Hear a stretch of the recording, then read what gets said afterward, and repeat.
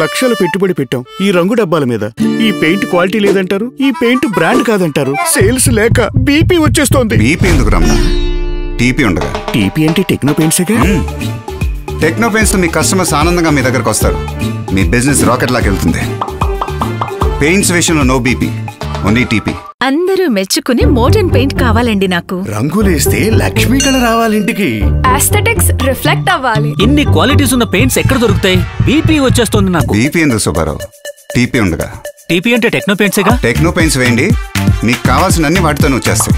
Techno paints. Paints విషయంలో no BP, only TP.